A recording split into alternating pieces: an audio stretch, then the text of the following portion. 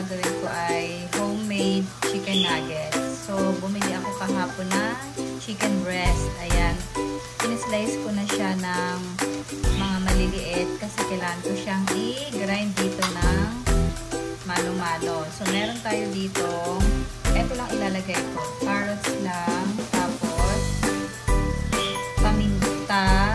Ayan. Meron tayong paminta.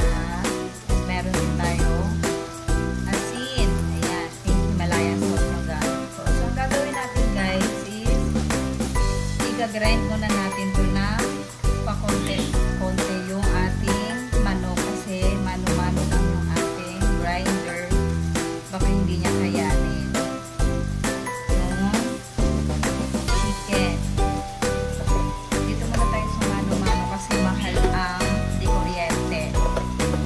So, madali lang din naman siyang gamitin. Hindi naman ako nahihirapan. Kasi kapag ayaw kasing bumili na ng chicken nuggets yung ready-made na. Kasi mas naano kung maraming preservatives. Mas okay sa akin yung ako mismo gagawa para alam ko kung ano yung hinahalo ko doon. So, ganito lang gagawin natin guys. Hilang-hila na. So, parang nag-exercise na rin tayo dito.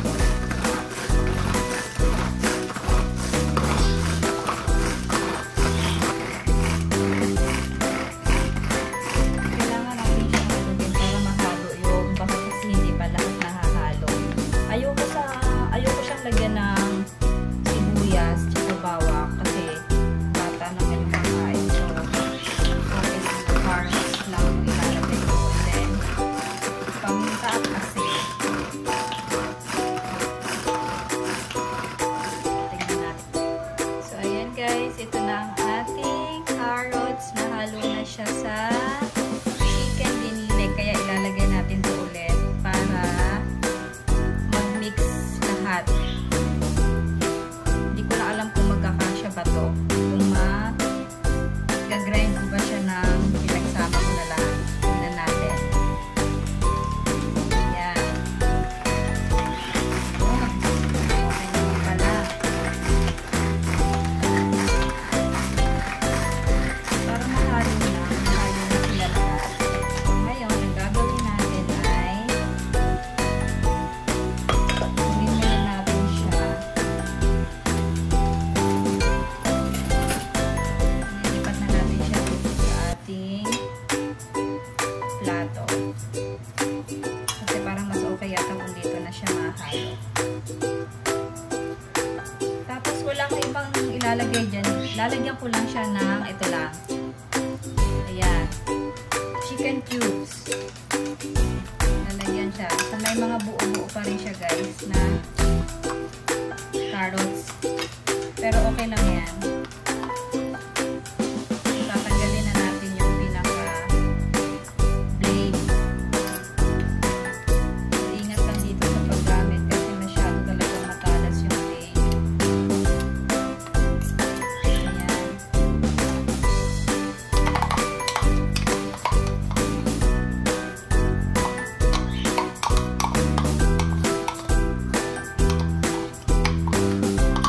Saka natin siya titignan.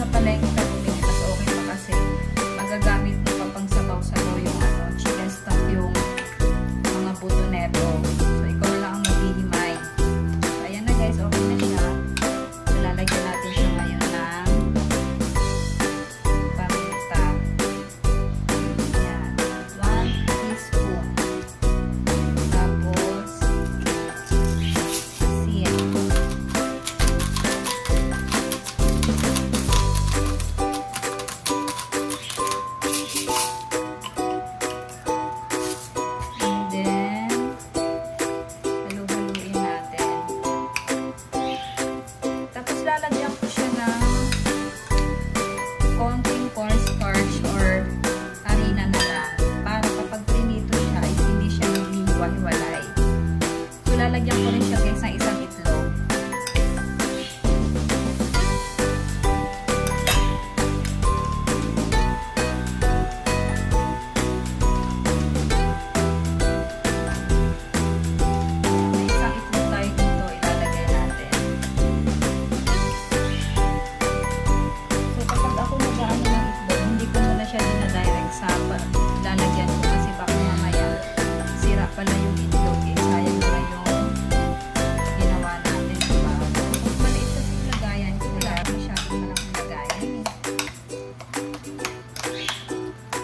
Ilalagay na natin tong ating chicken cubes.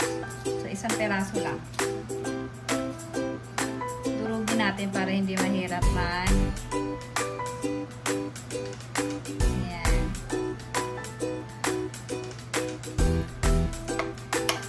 So, hindi naman to pang benta guys. Pang baon-baon lang naman to ni Kulit. Kaya okay lang na ako na kakamayin ko na lang. Malinis naman yung kamay ko. Naghugas naman ako. Pero kapag pang benta to, syempre kailangan malinis tayo. Then, lalagyan na natin siya ng flour, harina, or cornstarch. Cornstarch na lang siguro ilalagay ko. So, ito na, maglalagay na tayo ng ating cornstarch.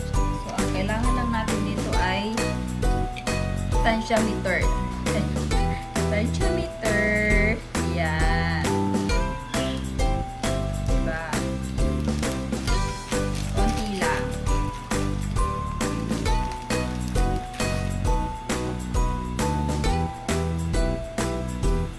Tapos,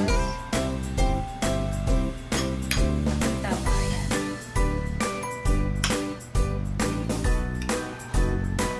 So, hindi ko na ito nilagyan ng bawang sibuyas. Starch, carrots, pampalasa, yun lang, paminta. Ayan. Kapag nahalo na to, tsaka na tayo mag-form ng parang nuggets. So, titignan natin kung sa ganito kadami, ilan ang magagawa natin chicken nuggets. Kasi sa isang pack kasi, kapag bumili ka sa supermarket, yung isang pack ay nasa 130 ba? 150. Tapos 8 piraso lang. Tapos malinis pa yun. Yung may mga letters na chicken nuggets. Yun. Eh ito, parang ang dami naman na nagawa ko. So, titignan natin kung ilang cubes ang magagawa natin. Diba? Pero kung parang konti lang siya. Pero kapag nandito, pag ako nakaano, ang dami na talaga.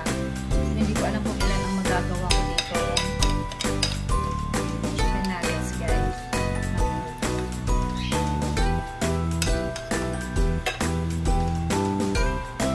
Tcharan! Ito na ating homemade chicken nuggets, guys. Nahalo ko na lahat na ingredients sa pag-combine ko na. So, ilalagay muna natin siya sa freezer ng mga 15 minutes. Bago ko siya i-form ng cubes into cubes para maging chicken nuggets. So, magpiprito lang din ako ng konti para malaman ko kung sakto ba yung lasa ng aking ginawang homemade chicken nuggets. Lagay mo natin sa freezer, guys. So, ayan na guys. After 15 minutes, tinanggal ko na sa ref. Tapos, mag-testing tayo ngayon ng prito. Magpiprito tayo kung okay ba yung niya, yung timple niya. Or kailangan ba tayo magdagdag ng pampalasa. So, testing muna natin guys. Maglalagay na muna tayo ng mantika sa ating kawali. Dito na lang natin ilagay. Ayan ang ating cute size na na stick pan.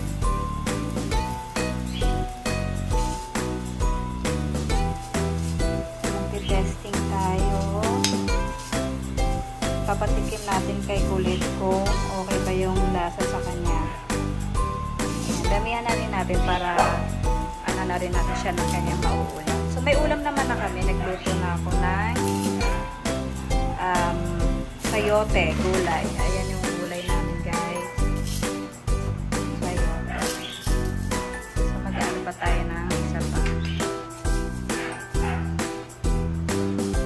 mga buo-buo pa rin na ano, na chicken cubes. Kailangan ko pa siyang durugin talaga kasi hindi pa siya talaga nadurog.